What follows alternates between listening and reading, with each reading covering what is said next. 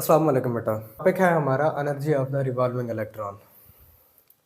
एक इलेक्ट्रॉन जो अपने ऑर्बिट्स के अंदर रिवॉल्व कर रहा होता है, इसकी एनर्जी क्या कुछ होगी। बाहर एटॉमिक मॉडल का ये दूसरा पोर्शन है, हमारा दूसरा पार्ट है। लॉन्ग क्वेश्चन बनता है बेटा आपका। इस टॉपिक को स्टार्ट करने से पहले एक छोटा सा short question, speed of electron हमने यहाँ पर कैलकुलेट करनी है। बाहर एटॉमिक मॉडल के सेकंड पोस्टुलेट के मुताबिक हमेशा वो ऑर्बिटल्स या वो शेल्स, उनके अंदर इलेक्ट्रॉन्स पाए जाएंगे जिनका angular orbital angular momentum M V N R N हमेशा एन एच ओवर 2 पाई के बराबर होगा। तो यहाँ से एक रिलेशन हमने बनाना है स्पीड ऑफ इलेक्ट्रॉन का। स्पीड वी एन से जाहिर की जाती है, इसे हमने कैलकुलेट करना है तो एम को भी दूसरी तरफ डिवाइड कर लेंगे और आर एन को भी डिवाइड कर लेंगे। N H over 2 pi M R N बनेगा। R N radius of N nth orbit का हमने पहले भी रिलेशन कैलकुलेट किया था, उसी को पुट कर देते हैं। N H over 2 pi M N square H square 4 pi square K E square M. ये वैल्यू किसकी है बेटा? आर एन की है। N square H square divided by 4 pi square K E square और एम से मल्टीप्लाई। इसकी वैल्यू को जब इसको रीअरेंज करेंगे, देखिए 2 से 2 कैंसिल आउट हो जाएगा, ठीक है। पाई से एक पाई की वैल्यू भी कैंसिल आउट हो जाएगी, एम से एम भी कैंसिल आउट हो जाएगा। रिमेनिंग टर्म्स के अंदर एक एन से एन भी कैंसिल आउट, एच भी कैंसिल आउट, बाकी जो रिमेनिंग टर्म्स होंगी वी एन बराबर होगा 2 pi K E square divided by N H. ये स्पीड का फार्मूला आपने ध्यान में रखना है। अब यहां सारी की सारी वैल्यूज कांस्टेंट है, पाई कांस्टेंट है, के कांस्टेंट है, ई भी कांस्टेंट है, एन भी कांस्टेंट है, एच भी कांस्टेंट है। तो स्पीड ऑफ nth ऑर्बिट भी मालूम की जा सकती है। एक इलेक्ट्रॉन की nth ऑर्बिट के अंदर स्पीड क्या है वो यहां से हम कैलकुलेट कर सकते हैं। अब टोटल एनर्जी किसी भी सिस्टम की हो, किसी भी बॉडी की हो, किसी भी पार्टिकल की हो, वो सम होती है उसकी काइनेटिक एनर्जी क्या कुछ है और उसकी पोटेंशियल एनर्जी क्या कुछ है। यहाँ इलेक्ट्रॉन के हमने टोटल एनर्जी बतानी है, तो इलेक्ट्रॉन की काइनेटिक एनर्जी क्या है, उसकी पोटेंशियल एनर्जी क्या है, इसका सम कर देना है। काइनेटिक एनर्जी का formula half M V square, V speed of the electron है, एन के लिए लिखेंगे कि nth ऑर्बिट के अंदर इसकी स्पीड क्या है, इसीलिए सिंपलर वी एन उसने यहाँ पर लिखा हुआ है। हम फर्ज कर लेते हैं ये हमारे पास सेंट्रल न्यूक्लियस पार्ट और इसके बाहर एक शेल के अंदर एक इलेक्ट्रॉन मूव कर रहा है और इस रेडियस आर एन का ये ऑर्बिट है। अब इसके ऊपर दो तरह की फोर्सेस एक्ट करती हैं, एक सेंट्रीपिटल फोर्स एक्ट करती है और दूसरा कूलम फोर्स एक्ट करती है। हम इसे अपने पहले लेक्चर के अंदर डिस्कस कर चुके हैं, मैं अब दोबारा इसको ब्रीफ नहीं करूंगा। और इलेक्ट्रॉन जब अपनी ऑर्बिटल मोशन जारी रखता है तो उस वक्त इसकी स्पीड जो होती है उसे वी एन से जाहिर किया जाता है। ये लीनियर स्पीड होती है, उसकी टेंजेंशियल स्पीड होती है। अब इसके अंदर सेंट्रीपिटल फोर्स और कूलम फोर्स दोनों, इनकी लेफ्ट हैंड साइड्स बराबर है तो राइट हैंड साइड्स आपस में बराबर हो जाएंगी। तो यहां से रिलेशनशिप बनेगा एम वी एन स्क्वायर का, ठीक है बेटा। वो आता है K E square divided by R N. Kinetic energy के इसी रिलेशन के अंदर एम वी एन स्क्वायर की ये वैल्यू हमने रिप्लेस करनी है। इस वैल्यू को जैसे ही रिप्लेस करेंगे तो काइनेटिक एनर्जी बनेगी K E square divided by 2 R N. R N, N as a subscript general ये लिखा गया है कि nth ऑर्बिट का कोई रेडियस है, ठीक है। एन मल्टीप्लाई नहीं करना आपने, ये नोटेशन है, sign of notation. Potential energy calculate करना चाहेंगे, पोटेंशियल एनर्जी हमेशा भी किसी भी जिस्म के अंदर वर्क डन की सूरत के अंदर, एक चार्ज पार्टिकल के लिए तो वर्क डन की सूरत के अंदर ही हमेशा इसके अंदर स्टोर होती है। वो वर्क डन हमेशा फोर्स और पोजीशन वेक्टर के डॉट प्रोडक्ट से हासिल होगी। पोजीशन वेक्टर और फोर्स के दरमियान में यहां पर गौर कीजिएगा हमेशा बेटा, ये 180 का एंगल रहता है इनके दरमियान में। पोजीशन वेक्टर इस तरह से है और जो फोर्स इनके ऊपर एक्ट करती है वो इस तरह से है। देखिए फोर्स की डायरेक्शन ये है और पोजीशन वेक्टर की ये डायरेक्शन होगी, और एंगल किस तरह का होगा, इस तरह से एंगल होगा। ये इस तरह से एक दूसरे के साथ एंगल बनाती है, एंगल होता है 180 डिग्री का। अब चूंकि डॉट प्रोडक्ट है F R N cos theta लिखेंगे, मैंने वो सारी चीजें नहीं लिखी, मैं जस्ट आपको यहां पर बताता जा रहा हूं। F R N cos theta cos 180 degree minus 1 के बराबर, तो एफ आर एन के साथ माइनस की ये टर्म लिखी गई है। पीटीबी के अंदर उसने डायरेक्ट लिखा है, आपको समझ नहीं आएगा। Potential energy minus F R N, F वो कोलम फोर्स है, उस कोलम फोर्स का यहां पर वैल्यू पुट कर दें, K E square divided by R N square.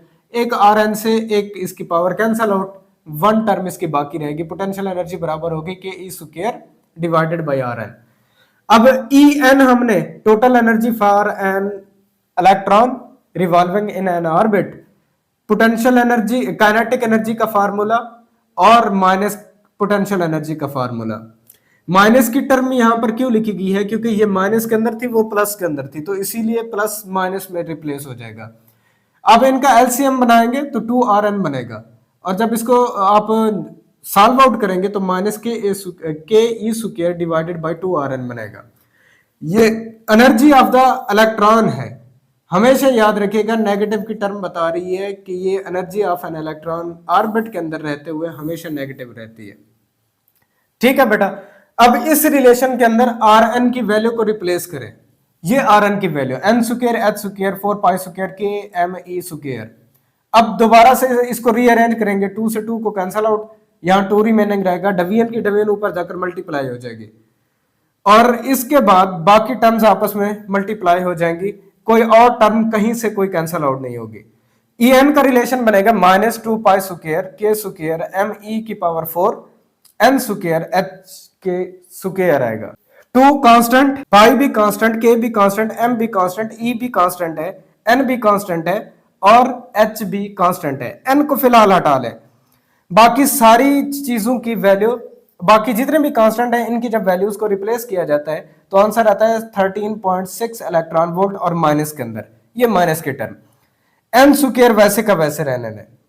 आप यहां पर देखें, ये 13.6 इलेक्ट्रॉन वोल्ट ये एनर्जी की value for the first orbit जब आप एन को 1 पुट करते हैं उस वक्त हासिल होती है, तो इसीलिए इसे E1 लिख दें कि फर्स्ट ऑर्बिट के लिए जो एनर्जी है E1 है, और डिवाइड कर लेंगे एन स्क्वायर से। ठीक है बेटा, फर्स्ट ऑर्बिट की एनर्जी E1 कैलकुलेट हो चुकी है आपके पास 13.6, और नेगेटिव के साथ जनरल फार्मूला En बराबर होगा minus 13.6 divided by N square electron volt के अंदर।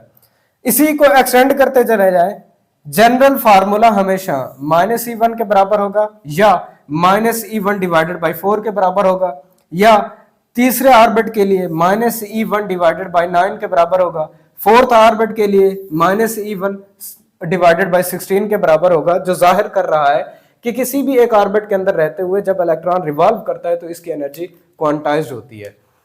तो ये एक्सपेरिमेंटल एविडेंस थे जो सामने आ रहे थे, इनको एक्सप्लेन कराने के लिए बाहर अपनी थ्योरेटिकल एक्सप्लेनेशन पेश कर रहे थे, जो साबित कर रहे थे एनर्जी भी क्वांटाइज्ड है, एंगुलर मोमेंटम भी क्वांटाइज्ड है, और रेडियस ऑफ एन ऑर्बिट वो भी क्वांटाइज्ड है। ईच एंड एवरीथिंग के बारे में साबित किया जा रहा था कि ये क्वांटाइज्ड है।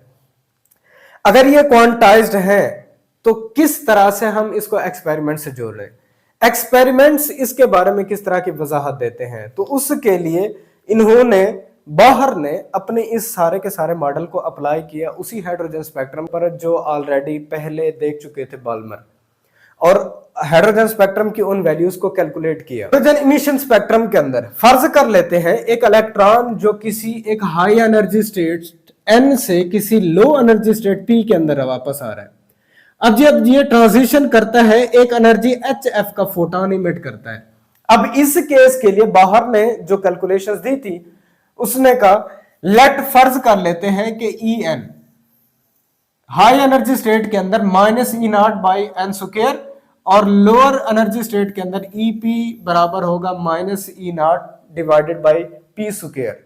इसी ही रिलेशन से जो अभी हमने एनर्जी का रिलेशन कैलकुलेट किया है।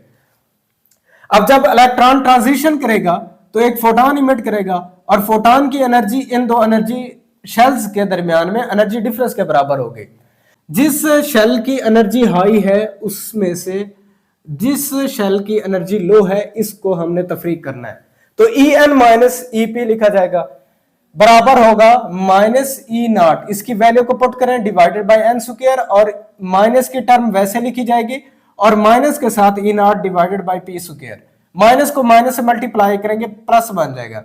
अब E0 दोनों में कॉमन है, अलग कर लें, P की टर्म प्लस है मैंने इसे पहले लिखा है, और n की टर्म हमारे पास नेगेटिव में है, इसे बाद में लिखा गया है। तो एच एफ बराबर है E naught 1/p square minus 1/n square. H F के अंदर स्पीड का फार्मूला v बराबर है F lambda for a wave, आपने पढ़ा हुआ है। अगर पार्टिकल स्पीड ऑफ लाइट के साथ हरकत कर रहे हो तो आप v को c से रिप्लेस कर दें, एफ लैम्डा के बराबर होगा। हमने f की वैल्यू को फाइंड करना है तो ये c ओवर लैम्डा के बराबर होती है। तो f की वैल्यू को रिप्लेस कर दें c ओवर लैम्डा ई naught 1/p square minus 1/n square. यहां से हमने 1/लैम्डा रहने देना है, एच सी को दूसरी तरफ डिवाइड कर दें, E naught over H C 1 minus P square minus 1/n square. E naught divided by H C, इसको बाहर ने कहा था कि ये रडबर्ग कांस्टेंट है। कैसे? उसने जब इसकी वैल्यूज को रिप्लेस किया ई नॉट, आप इसको जो वैल्यू अभी उसने कैलकुलेट की थी बाहर में 13.6, ये तो थी इलेक्ट्रॉन वोल्ट के अंदर, जब इसको आप जॉल्स के अंदर बदलेंगे तो 1.6 10⁻⁻19 से मल्टीप्लाई कर लेंगे। ठीक है बेटा। अब divided by H Planck's constant है, इसकी वैल्यू को भी उसने पुट किया, स्पीड ऑफ लाइट की वैल्यू को जब पुट किया तो एग्जैक्ट वही वैल्यू आ गई जो रेडबर्ग ऑलरेडी कैलकुलेट कर चुके थे। तो यूं इसने अपने उस एटॉमिक मॉडल के जरिए से उस हाइड्रोजन स्पेक्ट्रम की एक्सप्लेनेशन कर डाली थी जो ऑलरेडी पहले बाल्मर देख चुके थे और जिसको मॉडिफाइड कर चुके थे रेडबर्ग। अब ये किसी हद तक एक एक्सपेरिमेंटल एविडेंस आकर मैच कर रही थी बाहर की इस एटॉमिक मॉडल से, लेकिन ये ट्रांजिशन इस तरह से एनर्जी क्वांटाइज्ड कैसे है, ये क्वांटा की सूरत के अंदर है।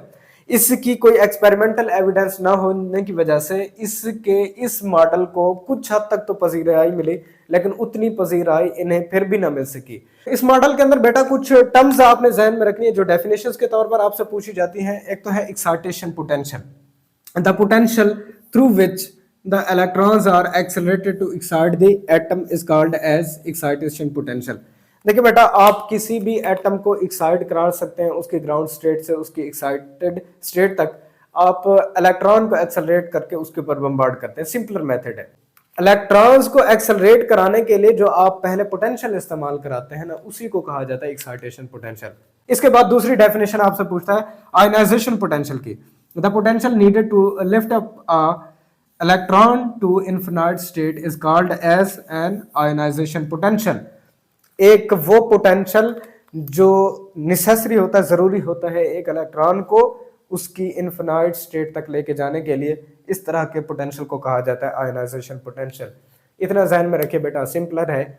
आप जितना पोटेंशियल अप्लाई कराते हैं इलेक्ट्रॉन को बिल्कुल रिमूव कराने के लिए, फ्री कराने के लिए, ये जो स्टेट उसने इस्तेमाल किया ना इनफिनाइट स्टेट तक, इनफिनाइट स्टेट के ऊपर इलेक्ट्रॉन बिल्कुल फ्री हो जाता है।